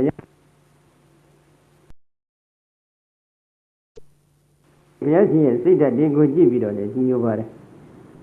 အင်္ဂလိမာနတိဘယ်လိုပုဂ္ဂိုလ်လဲအလုံးသိတယ်လူသားသမားပဲလူသားသမားတယောက်သာသနာပေါင်းဝင်ရောက်ပြီးရှင်ပြုပြီးဆိုရင်လည်းဘုရားလက်မခံဘူးလားလက်ခံပါတယ်သာသနာပေါင်းဝင်ရောက်ပြီးရှင်မပြုခင်ကသူလူသားသမားမှန်တဲ့သာသနာပေါင်းဝင်ရောက်ပြီးရှင်ပြုတဲ့အချိန်ကစပြီးတော့သူတော်ကောင်းဖြစ်သွားပြီလူတတ်မှုမရှိပြီးတော့သူတော်ကောင်းဖြစ်တဲ့အချိန်ကစပြီးတော့သာသနာတော်မှာရှိတဲ့ကျင့်ဝတ်ပရိပတ်တွေကိုဇနိတကြကျင့်ကြံချက်ကိုပွားများအထောက်ရင်ဘုရားလက်ခံတာပဲအလားတူပဲအများကြားဘူးတဲ့အမ္ပပါဠိပိဋကမကြည့်ပိဋကမတယောက်ကိုတော့လည်းပဲဘုရားရှင်ကသာသနာပေါ်မှာဝင်ရောက်ပြီးရှင်ပြုဖို့ရန်ခွင့်မပေးဘူးလားခွင့်ပေးသာသနာပေါ်ဝင်ရောက်ပြီးရှင်ပြုတဲ့အချိန်ကစပြီးသူပိဋကမအလုပ်လုပ်သေးလားမလုပ်တော့သာသနာမှာကျင့်ရမယ်ကျင့်ဝတ်ပရိပတ်တွေကိုသူရိုးတည်ဖြစ်ခြင်းနဲ့အတွက်လည်းသူယဟန္တာအဖြစ်တော့ရောက်ရှိမသွားဘူးလားရောက်ရှိသွားပါတယ်ဘုန်းကြီးဘာပြောချင်တာလဲဒီလိုချက်လေးရှိပါတယ်တော်တိုင်းမှာကောင်းမှုမကောင်းမှုနှစ်ခုသံဃာတစ်လျှောက်မှာရှိကြပါတယ်နော်ဒီပုဂ္ဂိုလ်ကဒီကိုယ်တော်ကတစ်ချိန်လုံးကဘယ်လိုကိုယ်တော်ပဲဆိုပြီးအဲ့ဒီမကောင်းတာတွေထိုင်ပြောနေရင်ပြောနေတဲ့ပုဂ္ဂိုလ်မှာအဲ့ဒီချိန်ကအကုသိုလ်တရားတိုးပါတယ်ဒီအမျိုးသမီးသို့မဟုတ်ဒီသီလရှင်သို့မဟုတ်ဒီယောဂီကတစ်ချိန်ကဘယ်လိုကောင်းမှပဲထိုင်ပြီးပြောနေတဲ့ပုဂ္ဂိုလ်မှာအကုသိုလ်တရားမတိုးပါဘူးလားတိုးပါတယ်တစ်ချိန်ကဖြစ်ခဲ့တာဒီဟာလူရင်မဟုတ်ပါဘူးသာသနာ့ဘဝဝင်ရောက်ပြီးတရားတွေကိုတကယ်လက်တွေ့ကျင့်နေပြီဆိုရင်ကျင့်တဲ့အချိန်ကစပြီးတော့သူတော်ကောင်းကျင့်ဝတ်ပရိပတ်ကိုရိုးသေးသေးဖြစ်ကျင်နေတယ်ဆိုရင်သူ့ကိုကြည်ညိုရမှာပဲဘုရားလည်းခွင့်ပြုတယ်လက်ခံတယ်အဲ့ဒီနောက်ကျောင်းကြီးဖြစ်ပြီးအောင်မေပဲတွေနောက်ကျောင်းဇာဟောင်းတွေကိုပြန်ပြောင်းပြီးပြောနေခဲ့မယ်ဆိုရင်ပြောနေတဲ့ပုဂ္ဂိုလ်မှလည်းအကုသိုလ်တရားတိုးပွားတယ်အချိန်လည်းမကုန်ဘူးလားကုန်တယ်ဘယ်လိုကုန်လဲမိမိတကယ်နဲ့ဒီအချိန်လေးမှာသီလကျင့်စဉ်တွေကိုလက်တွေ့ကျင့်နေမယ်သမာဓိကျင့်စဉ်တွေလက်တွေ့ကျင့်နေမယ်ပညာကျင့်စဉ်တွေကိုလက်တွေ့ကျင့်နေမယ်ဆိုရင်ထိုချိန်ခါမှာမိမိအတွက်အကျိုးတရားတွေများစွာတိုးပွားပြီးမလာနိုင်ဘူးလားလာနိုင်တယ်အဲ့ဒီအကျိုးတရားတွေလည်းဆွေးရုပ်ပြည့်စည်မသွားဘူးလားသွားတယ်ဒီကောင်းတဲ့အကျိုးတရားဆွေးရုပ်ပြည့်စည်ရုံနဲ့လားဆိုတော့မဟုတ်သေးဘူးမကောင်းတဲ့အကျိုးတွေလည်းမိမိရဲ့တန်တမ်းမှာတပုံကြီးဖြစ်လာနိုင်တယ်ဘယ်လိုဖြစ်လာလဲအဲ့ဒီအမ္ပပါဠိပြန်ကြည့်ပေါ့ဘာဖြစ်လို့သူပိရိသမဖြစ်ရတယ်လဲဆိုတဲ့အကြောင်းရင်းကိုပြန်ပြီးစမ်းစစ်ကြည့်လိုက်တဲ့အချိန်ခါမှာဘုရားဘုရားရှင်သာသနာတော်အတွင်းတုန်းကဆိုကြစို့နော်ဘုရားဘုရားရှင်သာသနာတော်ကသက်တမ်းရှိတဲ့ကာလဖြစ်ပါတယ်လူတို့သက်တမ်းအဖြစ်အနှစ်3000တန်းလို့ယူဆပါတယ်နော်အဲ့ဒီဘုရားဘုရားရှင်ရဲ့သာသနာတော်ကသက်တမ်းရှိတော့သက်တော်ရှိဘုရားရှင်တို့ပြိဋိဘာသနာတော်မူတဲ့အချိန်ခါမှာတတ်တော်များအစစ်စိတ်မကွဲပဲရွှေတုံးရွှေခွဲတယ်လို့အတုံးအခက်ကြီးဖြစ်ပြီးကျန်ခဲ့အဲ့ဒီရွှေတုံးရွှေခွဲလို့အတုံးအခက်ကြီးဖြစ်နေတဲ့ဒီတတ်တော်မူတော်တွေကိုဇေရီကြီးတဆုတိတ်ထားပြီးတော့ကိုယ်ွယ်နေကြပါတယ်အဲ့ဒီဇေရီတော်ကိုဘိက္ခုနီမတွေသွားပြီးတော့ဖူးမြော်ကြောကြတယ်အဲ့ဒီဘိက္ခုနီမတွေထဲမှာအမ္ပပါဠိပိဋကမဖြစ်မဲ့ဘိက္ခုနီမအလောင်းဘိက္ခုနီမလေးတစ်ပါးလဲပါပါတယ်သူရဲ့ရှိကနေပြီးတော့ယန္တာထေရီမာကြီးတစ်ပါးကဇေရီတော်ကိုလက်ရရည်လှဲ့လေပြီးဖူးမြော်ရင်တဏှာရောက်တော့မအောင်နိုင်တာနဲ့ကြီးမိတယ်ကြီးလိုက်တဲ့အချိန်ကမှပါဇတ်တဲ့ကနေပြီးတော့ချွဲကနေထွက်ပြီးဇေရီရင်းမြင့်တော်မှာပုံကျသွားတယ်ချွဲကန်ထွက်သွားတာလည်းမသိလိုက်ဘူးဇေရီရင်းမြင့်တော်မှာပုံသွားတာလည်းပုံပြီးနေတာလည်းမသိလိုက်ပါဘူးသိရင်တော့ယန္တာထေရီမာကြီးကဒါရှင်းလင်းသုတ်တင်သွားမှာပါမသိလိုက်တဲ့အတွက်သူကရှေ့ခီးဆက်လိုက်တယ်အမ္မပါဠိဒီဒသမဖြစ်မဲ့ဘိက္ခုနီမလေးကအဲ့ဒီနေရာလေးရောက်တော့သူကဘာပြောလဲဘယ်ဒီဒသမကများဒီနေရာမှာလာပြီးတော့ဒီချွဲကနေလာထွေးသွားရတယ်ဘယ်နှခွန်းပြောလိုက်လဲတခွန်းနော်အဲ့ဒီတခွန်းကဘလောက်အထိသူ့ဘောမှာအ မတန်ပြင်းထန်တဲ့အကျိုးတွေကိုပေးသွားတယ်မကောင်းကျိုးတွေကိုပေးတယ်ဆိုတော့ရှိတယ်။ဘာကြောင့်ဒီလိုမကောင်းကျိုးပေးရတယ်လဲဆိုတော့ဦးဇင်းတို့နည်းနည်းလေးစိတ်ရဲ့စွမ်းအင်တွေကိုဘုန်းကြီးနည်းနည်းထပ်ပြောခြင်းပါတယ်။စိတ်တွေဟာမျက်စိတမိတ်လျှက်တပြည့်လို့ခေါ်ဆိုအပ်တဲ့အချိန်ကာလအတွင်းမှာအကျဉ်းဂရေတသိမ့်မကဖြစ်ပြီးပြည့်တယ်။အဲဒီဂရေတသိမ့်မကဖြစ်ပြီးပြည့်သွားနေတဲ့စိတ်အစဉ်တွေထဲမှာခုနကဘိက္ခုနီမလေးကသူပြောနေတဲ့အချိန်ခါမှာသူ့စိတ်ထဲကဘယ်လိုဖြစ်နေလဲဒီတွေချွေကန်ထွေးသွားတဲ့ပုဂ္ဂိုလ်အပေါ်မှာကျင့်တတ်ချက်ရှိသလားမကျင့်တတ်ချက်ရှိလားမကျင့်တတ်ဘူးမကျင့်တတ်တဲ့ဒေါသပြတ်ထန်းနေတဲ့စိတ်အစဉ်တွေကဘယ်လောက်ဖြစ်နေလဲပြန်ကြည့်ပြီးတော့နော်ဒေါသပြတ်ထန်းနေတဲ့ဒီစိတ်အစဉ်တွေကမျက်စိတမိတ်လျှက်တပြည့်အတွင်းမှာအကျဉ်းဂရေသိမ့်တဲ့ကြည့်ပြီးဖြစ်နေတဲ့အတွက်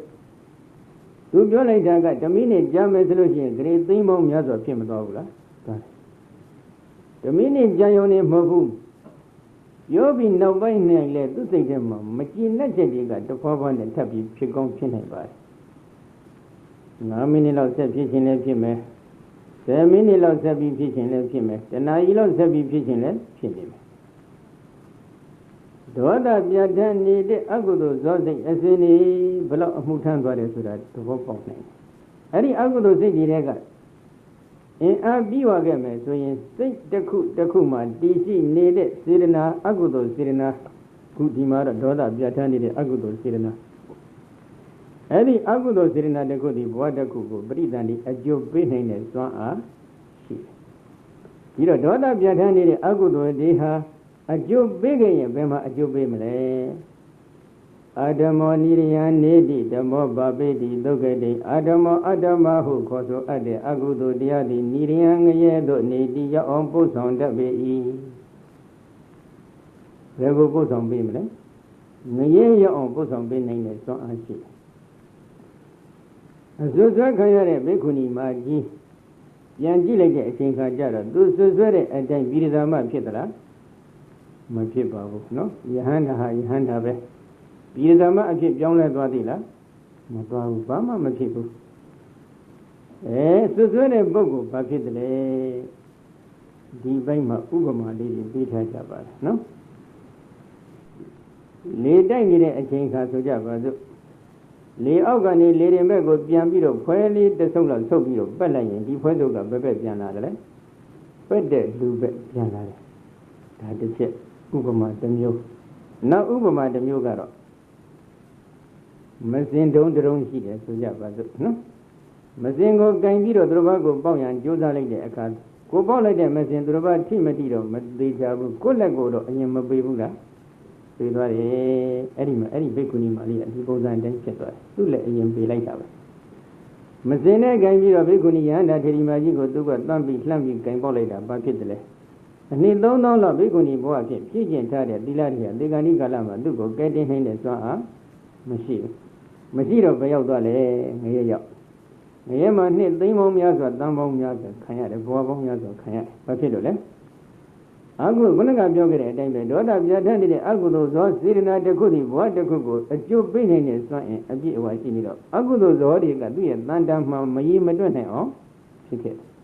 အဲ့ဒီအာဟုသောဇောအရှင်အဝါတွေမကုံမချင်းငရဲမှာမသေးဘူးမဟုတ်ဘူးသေးတယ်သေလဲထပ်ဖြစ်တယ်မသေးဘဲနဲ့ခံရတာလည်းရှိတယ်သေပြီးတော့ထပ်ဖြစ်တာလည်းရှိတယ်အကုသိုလ်ကံတွေကတော်တော်လေးအရှင်ဝါရောက်သွားတဲ့အခါငရဲကနေကြွလာလွတ်လာတော့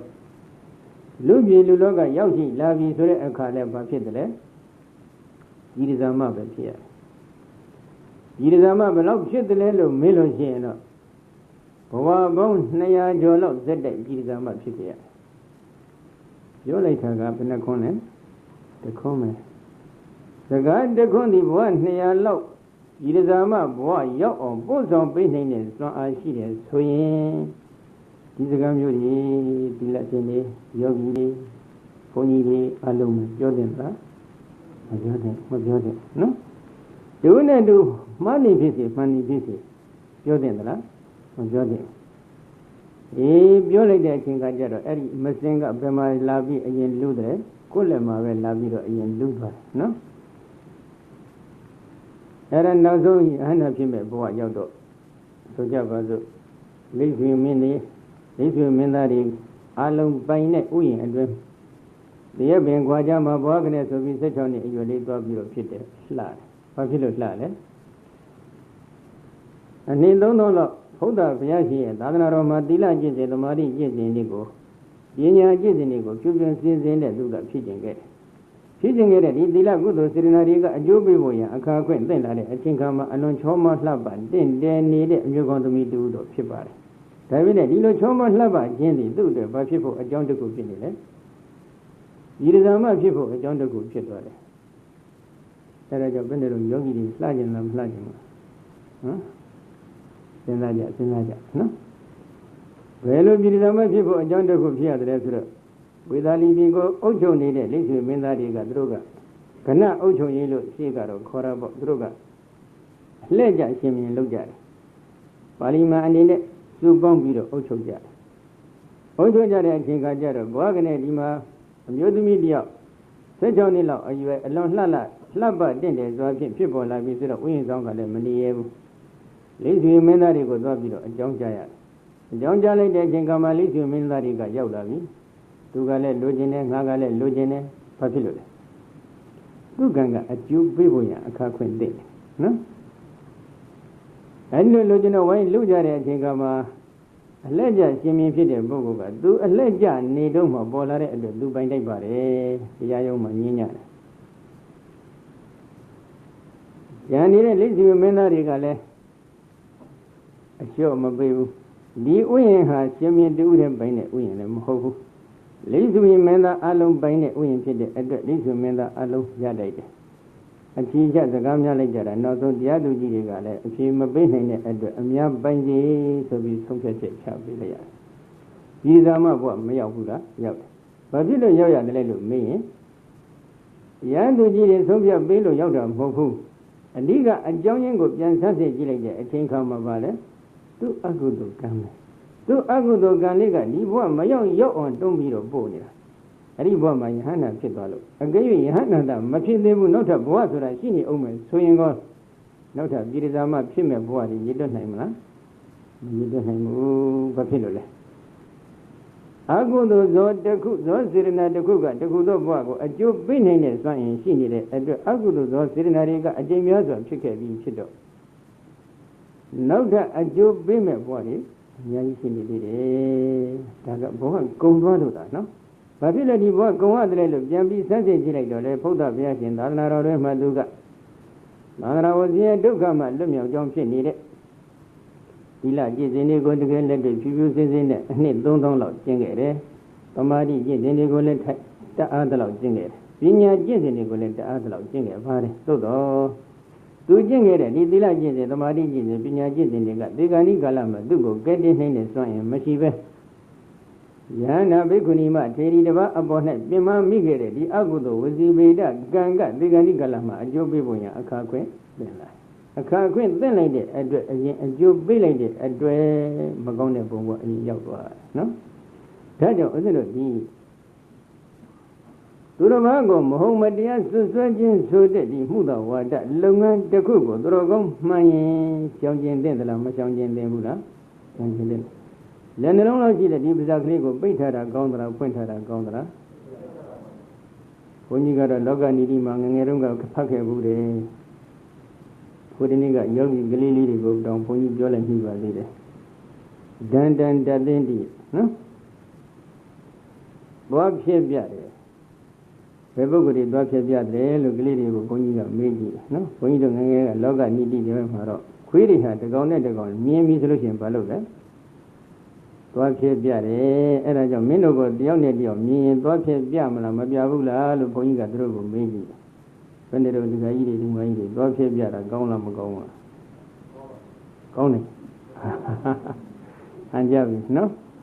ကောင်းတဲ့ဘက်ကလည်းကောင်းပါတယ်မကောင်းတဲ့ဘက်ကလည်းမကောင်းဘူးကောင်းတဲ့ဘက်ကကောင်းတယ်ဆိုတော့ကဒုဘောဘောဒုကာယကမေတ္တာဖြင့်ဝစီကမေတ္တာဖြင့်မနောကမေတ္တာဖြင့်ဒုကိုဒုချစ်ခင်ကြီးညိုလေးစားမျက်နှာလေးတဲ့မျက်လုံးလေးနဲ့ကြည့်ပြီးပြောကြဆိုကြတယ်ဆိုရင်တော့ကောင်းပါတယ်နော်ဒုဘောဘောဒုမကျေနပ်ချက်ဒီတပုံကြီးလျှို့ဝဲထားပြီးတော့ရင်ဝဲပိုက်ထွေးပြီးတော့မှသွားဖြီးသွားတွေကိုဖြဲပြမယ်သို့မဟုတ်သွားဖော်ပြကြမယ်သို့မဟုတ်ပါးစပ်လှုပ်ပြမယ်ဆိုရင်တော့ကောင်းပါမလားမကောင်းနော်ဒါတတိရှိကြဘူးသို့တော့လူလောကကတော်တော်ခက်တယ်ခ ခက်တဲ့ဆိုတာကဦးဇင်းဟိုတနေ့ကလည်းစာသင်ရင်းနဲ့ဒီကြောင်းလေးသိကြလို့ပြောမိပါတယ်လူရဲ့သဘာဝလူရဲ့စိတ်ထားကတစ်ဖက်သားအပေါ်မှာအကောင်းနဲ့အဆိုးဆိုရင်အကောင်းကိုမြင်ခဲ့တယ်အဆိုးကိုမြင်လွယ်တဲ့သဘောရှိတယ်အဲ့ဒီထဲမှာနမူနာလေးတစ်ခုကတော့ကျင့်စဝတိ9ဦးနဲ့ဦးဇင်းတို့ဘုရားအလောင်းတော်ပဲဘုရားအလောင်းတော်ကဒုက္ခရသရိယာ6နှစ်ကြာအောင်ကျင့်ပါတယ်နော်ရင်စနိုင်ရင်ကြောကိုသွားတည်တယ်ကြောစနိုင်ရင်ရင်ကိုသွားတွေ့တယ်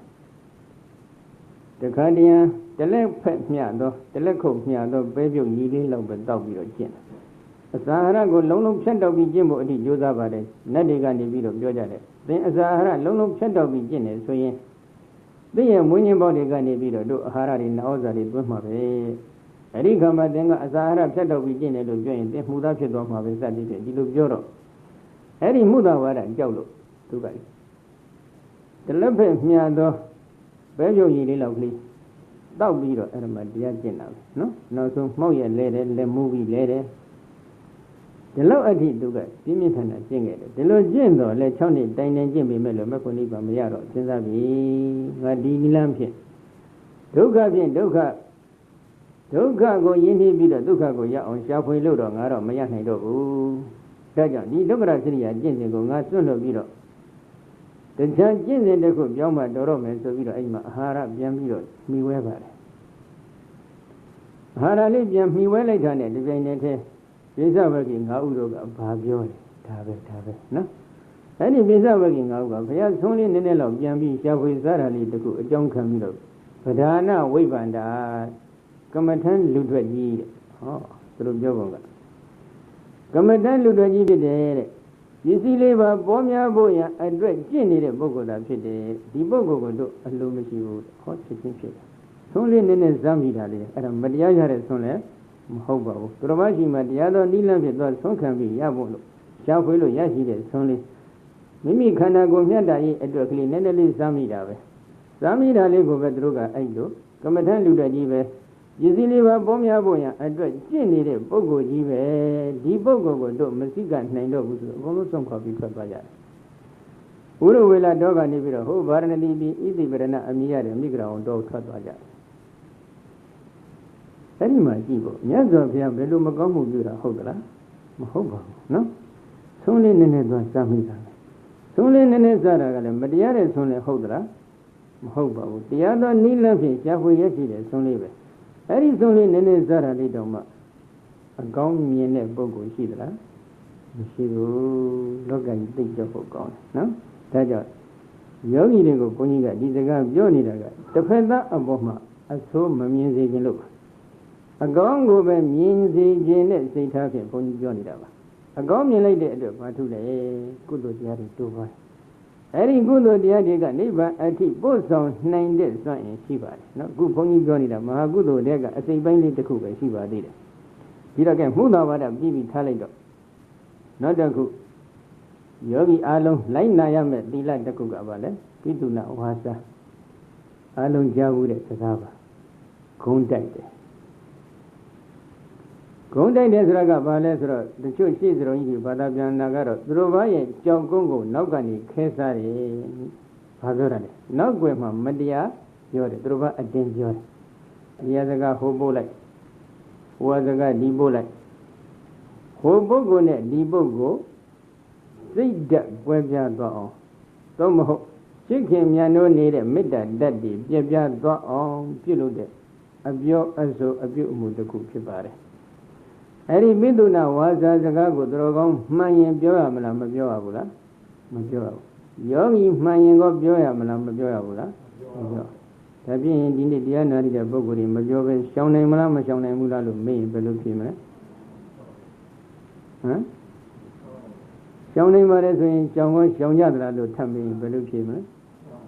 မရှောင်ဘူးတဲ့ဟောသူတို့ကအကြောင်းပြောကြသလားမပြောကြဘူးလားလို့မေးရင်ဘယ်လိုဖြေမလဲပြောနေတယ်ပြောနေလို့ရှိရင်သူတော်ကောင်းဟုတ်သလားမဟုတ်ဘူးလားလို့ဘုန်းကြီးကထပ်မေးရင်ကိုဘယ်လိုဖြေမလဲဟောဒါဖြင့်ဒီဌာနဘုကလာတာသူတော်ကောင်းမဟုတ်ဖို့လာတာလားဟုတ်ဖို့လာတာလားလို့မေးရင်ကိုဘယ်လိုဖြေမလဲသူတော်ကောင်းဟုတ်ဖို့ဆိုလို့ရှိရင်ရှောင်ရမလားမရှောင်ရဘူးလားရှောင်ရပါဘူးအဲ့ဒါပဲနော် သူတော်ကောင်းဆိုတာကသူ့ပေသလားဟုတ်လားသူ့ပေသလားသမရိတာမိဖျားခုံးမင်ပုံအတွင်းသို့ချစ်ခင်လေးမြတ်နှစ်သက်အပ်သောသီလကိုယ်စီကိုငှားရှိကြကုန်သည်ဖြစ်ပေဘလို့ကောင်းလဲသမရိတာမိဖျားကိုခုံးမင်ပြီးချစ်ခင်မြတ်တို့တို့သူတော်ကောင်းဆိုတာကမိမိရဲ့သီလကိုချစ်မြတ်နိုးတဲ့စိတ်ဓာတ်ရှိရမယ်အဲ့ဒီချစ်မြတ်နိုးတဲ့သီလကိုချစ်မြတ်နိုးတဲ့စိတ်ဓာတ်မရှိခဲ့ရင်လည်းသူတော်ကောင်းဟုတ်သလားမဟုတ်ဘူးသူတော်ကောင်းမဟုတ်ရင်လည်းသူတော်ဘာပေးလူနေတဲ့အလှူလေးကိုခံယူတတ်မလားအဲ့ဒါနည်းနည်းစဉ်းစားနော်ဘုန်းကြီးတို့ယရဏသုတ်တံကဂါထာလေးပဲဘုန်းကြီးနည်းနည်းရွတ်ပြပါနော်ယေဘောဂလအထာတတံပတ္တဒသတ္တာရိဧတာနိယုဂာနိဟွန်တိတေတခိနေယဒုက္ခတတသဝကဧတေသုဒိဏာနိမဟာဖလာနိဣဒံမိတံငေရတနာပဏိတံဧတေနသစ္စေနာသုတိဟောတုတတံပါရမီယင်ကျိုးသမ္မာထုသည့်ယေရှုကုန်ကြီးမားဖျားစာရှိသောသူတော်စင်ပုဂ္ဂိုလ်အများတို့သည်ပတ္တထာလွန်စွာထထချီးမွမ်းတော်မူအပ်ကုန်သောယေပုဂ္ဂလအကျင့်ပုထုဇဉ်အနွယ်ကင်းကွယ်ကုန်ပြအရိယာပုဂ္ဂိုလ်များတို့သည်အထာရှိရောက်တို့သည်ဟွန်တီဖြစ်ကြလေကုန်၏ဧဒါနိတို့ပုထုဇဉ်အနွယ်ကင်းကွယ်ကုန်ပြအရိယာပုဂ္ဂိုလ်များတို့သည်သတ္တရိယောဂာနိမဖို့နှစ်ရဇတ်သောအဖြစ်အစုံ၄ပါးတို့သည်ဟွန်တီဖြစ်ကြလေကုန်၏သုက္ကဒတာသုံးပုံကျော်ဟိဖျားရှင်ကိုရောမြတ်ကြီး၏သာဝကတပြင်းသာဝကအစဉ်ဖြစ်တော်မူကြကုန်သောဒီပုဂ္ဂလထိုပုထုဇဉ်အနွယ်ကင်းကွယ်ကုန်ပြအရိယာပုဂ္ဂိုလ်မြတ်တို့သည်ဒက္ခိနေယကံနှင့်အကျိုးဤကိုမျောတန်အလှကောင်းအလှငါဟုသမျှကိုဆိုယူပိုင်သခံယူတော်မူတတ်ကြပေကုန်၏ဘယ်လိုပုဂ္ဂိုလ်တွေလဲအရိယာသူတော်ကောင်းတွေအဲ့အရိယာသူတော်ကောင်းတွေဘုရားရှင်ရဲ့တပိသသာဝကဖြစ်တဲ့အရိယာသူတော်ကောင်းတွေအဲ့မှာ2မျိုးရှိပါတယ်အတုတ္တပြင်းတော့အရိယာသူတော်ကောင်းတွေကိုတိုက်ရဟောတယ်တနည်းကတော့နောက်တနည်းအထက်ကရကဖွင့်တာတော့အရိယာဖြစ်တော်မူသောဘုရားရှင်တပိသာဝကတွေကိုလည်းအရိယာသာဝကလို့ခေါ်ပါတယ်ဆိုပြီးဒီလိုလေးဖွင့်ထားပါတယ်နော်ကိုဒီတော့အရိယာဖြစ်နေတဲ့သူတော်ကောင်းမှန်ရင်တော့အရိယာသူတော်ကောင်းလို့ခေါ်တယ်အရိယာသာဝကလို့ခေါ်တယ်အရိယာမဖြစ်သေးတဲ့သူတော်ကောင်းဖြစ်ခဲ့ရင်တော့အရိယာဖြစ်တော်မူသောဘုရားရှင်ဤတပိသာဝကလို့ခေါ်ပါတယ်နော်အဲ့ဒီပုဂ္ဂိုလ်တွေဟာဘယ်လိုဘာကိုအလှခံနိုင်တယ်လဲတခိနေယကံနှင့်အကျိုးဤကိုမျှော်တန်အလှကောင်းအလှမှန်ဟုသမျှကိုဆုပ်ယူပိုင်သခံယူတော်မူတိုက်ကြပေကုန်၏ကံကံရဲ့အကျိုးကိုမျှော်လင့်တောင့်တပြီးလှူဒန်းနေတဲ့အလှမှန်သမျှကိုဒက္ခိနေယဒက္ခိနလို့ခေါ်ပါတယ်မြတ်သောအလှတွေပဲအဲ့ဒီလိုမွန်မြတ်သောအလှကိုခံယူတတ်တဲ့ပုဂ္ဂိုလ်တွေဆိုတာဘယ်လိုပုဂ္ဂိုလ်တွေလဲအရိယာသူတော်ကောင်းတွေဖြစ်ကြပါတယ်သို့မဟုတ်အရိယာဖြစ်တော်မူသောဘုရားရှင်ရဲ့တပိသာဝကတွေဖြစ်ကြပါတယ်ဘုရားရှင်ရဲ့တပိသာဝကမှန်ခဲ့ရင်ဘာဖြစ်ရမလဲဘုရားရှင်ချမှတ်ထားတဲ့သီလကျင့်စဉ်တွေကိုတကယ်ကျင့်နေတဲ့သူတော်ကောင်းဖြစ်ရမယ်သမာဓိကျင့်စဉ်ကိုတကယ်ကျင့်နေတဲ့သူတော်ကောင်းဖြစ်ရမယ်ပညာကျင့်စဉ်တွေကိုတကယ်လက်တွေ့ကျင့်နေတဲ့သူတော်ကောင်းတွေဖြစ်ရမယ်သီလကျင့်စဉ်ကိုတကယ်ကျင့်ပါတယ်လို့အမိခံတယ်သမာဓိကျင့်စဉ်ကိုတကယ်ကျင့်ပါတယ်လို့အမိခံတယ်ပညာကျင့်စဉ်ကိုတကယ်ကျင့်ပါတယ်လို့အမိခံတယ်ဒါဖြင့်သီလပိုင်းကြည့်လိုက်တော့လေသူများအကြောင်းမပြောဘဲမနေနိုင်နဲ့တကယ်ကျင့်တဲ့ပုဂ္ဂိုလ်ဟုတ်သလားမဟုတ်ဘူးအမိသာခံတယ်တကယ်ကျင့်တဲ့ပုဂ္ဂိုလ်ဟုတ်သလားမဟုတ်ပြန်ဘူးနောက်တစ်ခုပရုဒ္ဒဝါစာကျမ်းတဲ့စကားတွေပြောတယ်ပိသုဏဝါစာပင်ဖြင်းတဲ့စကားတွေပြောတယ်ဒီဘလုံးရွေးရင်လည်းတွတ်တွတ်တွတ်တွတ်တွတ်တွတ်ပြောတယ်ဟုတ်တယ်မလားခင်းကြီးလေးလည်းပြောတယ်အာလူလေးလည်းပြောတယ်ငရုတ်သီးလေးလည်းပြောတယ်အဲ့ဒီတပည့်တွေဒီပုံကြီးအကုန်ပါသွားတယ်ဟုတ်တယ်မလားအဲ့ဒီလိုအကုန်လုံးလျှောက်ပြီးပြောနေတာတွေပြောနေတော့ तू ကတန်ဖတ်ပလာပမဖြစ်ဘူးလားဖြစ်တန်တော့ဖြစ်လိမ့်မယ်လို့ဘုန်းကြီးယူဆပါတယ်ဖြစ်တန်တော့ဖြစ်နေတဲ့အခါကျတော့သီလကိုချစ်မြတ်နိုးတဲ့စည်ရင်ထဲမှာအဲ့ဒီလိုပုဂ္ဂိုလ်တွေပါနိုင်ပါမလားမပါနိုင်ဘူးသတိထားကြဘယ်လိုပုဂ္ဂိုလ်တွေလဲဘုရားပြောနေတဲ့ပုဂ္ဂိုလ်တွေခုံတိုက်နေတဲ့ပုဂ္ဂိုလ်တွေကျမ်းတမ်းတဲ့စကားတွေပြောနေတဲ့ပုဂ္ဂိုလ်တွေပင်ပြင်းတဲ့စကားတွေပြောနေတဲ့ပုဂ္ဂိုလ်တွေနော်အဲ့တော့ဒီစကားဟိုပို့လိုက်ဟောစကားဒီပို့လိုက်အခုလိုအများနဲ့စုပေါင်းနေတဲ့အချိန်ကမှသူများအကြောင်းမကောင်းကြောင်းတွေပြောရင်မရဘူးကြားတဲ့ပုဂ္ဂိုလ်လည်းဒီစကားဟိုသွားဖို့ဟိုဟာစကားဒီလာဖို့ဒီစကားဟိုသွားဖို့ဆိုတော့ပြဿနာတွေပုံပြီးရှုပ်ထွေးမလာဘူးလားရှ ရှုပ်ထွေးလို့ရှိရင်စိတ်ချမ်းသာမှုဖြစ်မလားစိတ်ဆင်းရဲမှုဖြစ်မှာအဲ့ဒီစိတ်ဆင်းရဲမှုကိုဘုန်းကြီးကလှုပ်ထားလားပြောတဲ့လူတွေကလှုပ်ထားလားလို့ဆိုရင်ဒီเจ้าကမကောင်းတာလားဘယ်သူကမကောင်းတာလဲဟမ်ပြောတဲ့လူဒီเจ้าကမကောင်းဘူးဆိုလို့ရှိရင်အဲ့ဒါမတဲ့လည်းမခက်ဘူးလားเจ้าကဘာမှမလုပ်ပါဘူးနော်ဒီเจ้าကမကောင်းဘူးဒီเจ้าကမကောင်းဘူးဒီလိုစွတ်ဆွဲဖို့ရအတွက်တော်မလားမတော်ဘူးဒါကြောင့်ဟုတ်တယ်မလားနည်းနည်းလေးတတိရှိဖို့တော့လိုတယ်ခုလိုအများနဲ့စုပေါင်းနေထိုင်တဲ့အချိန်အခါလေးတွေမှာဘုရားရှင်ချမှတ်ပေးတဲ့ဒီသီလကျင့်ဝတ်ပฏิပတ်ကလေးတွေဟာကုသိုလ်တရားတွေတိုးပွားရေးအတွက်လွန်စွာကျေးဇူးမများဘူးလားများနေတယ်ဘယ်လိုများလဲတဝုအကြောင်းတဝုမကောင်းကြောင်းတဝုကမပြောဘူး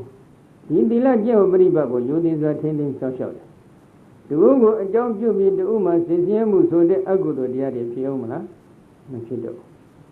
တဝုကိုအကြောင်းပြုပြီးတဝုမှာစင်ကြဲမှုဆိုတဲ့အကုသိုလ်တရားတွေမဖြစ်တဲ့အတွက်တဝုနဲ့တဝုမြင်လိုက်ရင်ကုသိုလ်တရားကတိုးပါမလားအကုသိုလ်တရားကတိုးပါမလားကုသိုလ်တရားတွေတိုးပါတော့ကုသိုလ်တရားတွေတိုးပါတာကောင်းသလားအကုသိုလ်တရားတွေတိုးပါတာကောင်းသလားလို့မေးရင်ကိုဘယ်လိုဖြစ်မလဲကုသိုလ်တရားတွေတိုးပါတာကောင်းတယ်ဒါကြောင့်ဘုရားပြောကျင်နေတဲ့စိတ်ဓာတ်လေးကိုမပြောဘူးဆိုရှောင်ကျင်လိုက်ရင်ရှောင်ကျင်နေတဲ့ဒီကုသိုလ်ကပြောကျင်တဲ့အကုသိုလ်ကိုတရင်ကအဖြစ်မပယ်တတ်ဘူးလားပယ်တတ်တယ်ဝိသုဏဝါစာခုံးတိုက်တဲ့စကားသူတို့ဘာမကောင်းကြောင်းပြောတဲ့စကားနော်အဲ့တော့ဒီဂုံးတိုက်တဲ့စကားကိုမပြောဘူးရှောင်ကျင်မယ်လို့စိတ်ဆုံးဖြတ်ချက်ချပြီးရှောင်ကျင်လိုက်ခဲ့ရင်ရှောင်ကျင်နေတဲ့ဒီကုသိုလ်စေတနာကပြောကျင်နေတဲ့အကုသိုလ်စိတ်စေတနာတွေကိုပယ်တတ်နိုင်တဲ့စွမ်းအားမရှိဘူးလားရှိပါတယ်ဉာဏ်နဲ့စကားကိုမပြောဘူးရှောင်ကျင်မမယ်လို့ဆုံးဖြတ်ချက်ချပြီးရှောင်ကျင်လိုက်ပြီဆိုလို့ရှိရင်လေအဲ့ဒီပုဂ္ဂိုလ်ရဲ့ရှောင်ကျင်ကြောင့်ဖြစ်တဲ့ဒီကုသိုလ်စေတနာတွေကဉာဏ်နဲ့စကားကိုပြောကျင်နေတဲ့အကုသိုလ်တရားတွေကိုတရင်ကအဖြစ်ပယ်တတ်နိုင်တဲ့စွမ်းအားတွေပေါ်မလာဘူးလားပေါ်လာတယ်ဒါကကုသိုလ်ကအကုသိုလ်ကိုပယ်တတ်နေတဲ့စွမ်းအားဒါတရင်ကပယ်တဲ့အပိုင်းလေးပဲနော်အဲ့ဒီကနေရှင်းတစ်စင်းတက်လိုက်တော့ဘုရားကပိန်ဖြင်းတဲ့စကားတွေကိုမပြောဘူးရှောင်ကျင်တယ်ရှောင်ကျင်ကြောင့်ဖြစ်တဲ့ဒီကုသိုလ်စေတနာကလည်းပြောကျင်နေတဲ့အကုသိုလ်စေတနာတွေကိုပယ်တတ်နိုင်တဲ့စွမ်းအားမရှိဘူးလားရှိလာတယ်ကုသိုလ်ဒီအကုသိုလ်ကိုပယ်နိုင်တဲ့စွမ်းအားရှိရင်ဒီအကုသိုလ်ကလည်းငရဲကိုပို့နိုင်တဲ့စွမ်းအားရှိနေတော့ငရဲကိုမရောက်ချင်ဘူးဆိုလို့ရှိရင်ဒီအကုသိုလ်တွေကိုမိမိတို့ကဒီသီလကျင့်စဉ်ကျင့်ဝတ်ပฏิပတ်ဖြင့်ပယ်ရှားဖို့မလိုဘူးလားလိုအပ်တယ်ဒါကမဟာကုသိုလ်ကတရင်ကအဖြစ်အကုသိုလ်ကိုပယ်နိုင်ပုံကိုသဘောပေါက်အောင်ပြောတာပါနော်ပယ်လိုက်ခြင်းကြောင့်လည်းမိမိတို့မှာအကျိုးမရှိဘူးလားရှိပါတယ်ငရဲရောက်ရမယ်ဆိုတဲ့အကျိုးတရားတွေမိမိတို့ရဲ့တန်တမ်းမှာဆုပ်ယုပ်မသွားဘူးလားဆုပ်ယုပ်သွားတယ်ရှောင်ကျင်လိုက်တဲ့အတွက်ရှောင်ကျင်ကြောင့်ဖြစ်တဲ့ကုသိုလ်စေတနာတွေတိုးပွားလာပြီတိုးပွားလာတဲ့ဒီကုသိုလ်တရားတွေကကိုသုခတိဘုံဘွားကိုရောက်အောင်ပို့ဆောင်ပေးနိုင်တဲ့စွမ်းအားမရှိဘူးလားရှိတယ်ဒီလောက်တင်လားဆိုတော့မကသေးပါဘူးနော်ဒါကသီလကျင့်စဉ်ပိုင်းဒီလောက်ပြောရင်တော့အရင်အမြဲပြောရင်တော့နားလည်လောက်ပါတယ်ကဲတမာရီပိုင်းကြည့်ရောအာနာပါနဝင်လေထွက်လေရှုပြီးရှုလိုက်တဲ့အချိန်ကမှစိတ်ကလေးကငြိမ်လာပြီတဏှာကြီးလောက်ငြိမ်ပြီဆိုလို့ရှိရင်အဲတဏှာကြီးအတွင်းမှာခံခံဒေါသမောဟဆိုတဲ့ကိလေသာတွေဖြစ်သေးလားမဖြစ်ဒီလိုဆိုရင်တဏှာကြီးလောက်စိတ်ငြိမ်နေတဲ့ဒီသမထလေးသမာဓိစွမ်းအားကတဏှာကြီးလောက်ရာဂဒေါသမောဟဒီကိုပယ်ရှားနိုင်တဲ့စွမ်းအားမရှိဘူးလားရှိလာတယ်ဒီရှိတစ်ဆင့်တက်လိုက်ရောအာနာပါနနမိတ်ကလေးကပေါ်လာပြီနမိတ်ကလေးပေါ်လာပြီဆိုလို့ရှိရင်ဒီနမိတ်ပေါ်မှာစိတ်ကလေးငြိမ်အောင်ကတ်လိုက်ကတ်လို့လည်းရပြီဆိုကြစို့ပထမနမိတ်ကလေးကမိကိုရောမိကိုရောကနေဝါကွမ်းဆိုင်လို့ဖြူလာတဲ့အဖြူရောကနေပြီးတော့တစ်စိနဲ့တစ်စိစိတ်ကငြိမ်လာတော့တောက်ကြကျဲခဲ့တော့ကြီးနေတဲ့တောက်ကနေတဲ့ပရိဘာကနမိတ်ဆိုင်ပြီးဆိုကြစို့နော်ဒီအာနာပါနပရိဘာကနမိတ်ကိုအာယုံယူပြီးတော့တဏှာကြီးလောက်စိတ်ကိုငြိမ်အောင်နှစ်နာရီလောက်စိတ်ကိုငြိမ်အောင်ဒီပရိဘာကနမိတ်အာယုံထဲမှာမိမိရဲ့စိတ်ကလေးကိုတွင်းထားနိုင်မယ်ဆိုရင်တဏှာကြီးနှစ်နာရီလောက်စိတ်ကလည်းငြိမ်နေပြီဆိုရင်ထိုးချင်းခါမှာဒီသမာဓိစွမ်းအင်ကြောင့်ထိုယောဂီရဲ့ပုဂ္ဂိုလ်ရဲ့တန်တမ်းမှာစိတ်ကလေးတွေငြိမ်အေးမှုဆိုတဲ့ပတ္တိတရားတွေပေါ်မလာဘူးလားပေါ်လာတယ်ဒီပတ္တိတရားတွေပေါ်လာပြီဆိုလို့ချင်းချမ်းသာမှုဒုက္ခဆိုတာလည်းပေါ်မလာဘူးလားပေါ်လာတယ်ဝစိတ်တွေလည်းငြိမ်အေးချမ်းသာနေပြီထိုချင်းကမှာနှစ်သက်ဝမ်းမြောက်မှုပီတိတရားတွေလည်းအကောင်းလာပြီနော်အဲဒီလိုပီတိပတ္တိတရားတွေကအေးချမ်းမှုတွေကတဏှာကြီးလောက်ဖြစ်နေတဏှာကြီးလောက်မချမ်းသာဘူးလားချမ်းသာ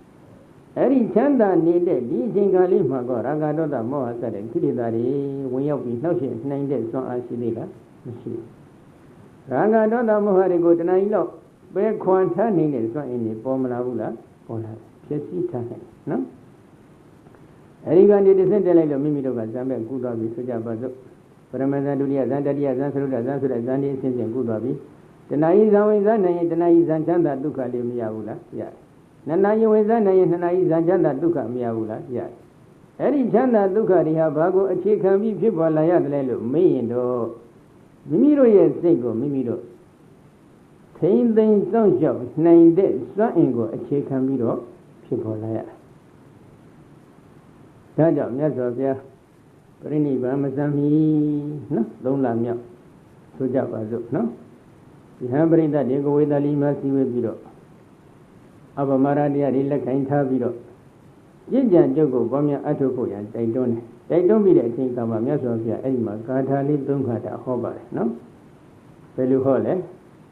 ပရိဘေကောဝယောမေရှံပရိဒံမမဇီဝိတံမဟာယောဂမိတ္တမိကတံမေတရဏမတနောဒီဂါထာလေးမဟုတ်ဘူးမြတ်စွာဘုရားကယဟန်ဒီကိုအဲ့ဒီအစည်းအဝေးမှာခေါ်ပြီးတော့ဘာအတိပေးလဲဒီကနောတဘူရဲလာပြီပေါ့နော်တဘူရဲလာပြီလို့ခေါ်ဆိုအပ်တဲ့ဒီနေ့ကနေနောကစုံလာပြီလို့ခေါ်ဆိုအပ်တဲ့နေ့တို့တိုင်အောင်3လမြောက်တဲ့နေ့ကျရင်ငါဘုရားပြိဋိဘံစမ်းမယ်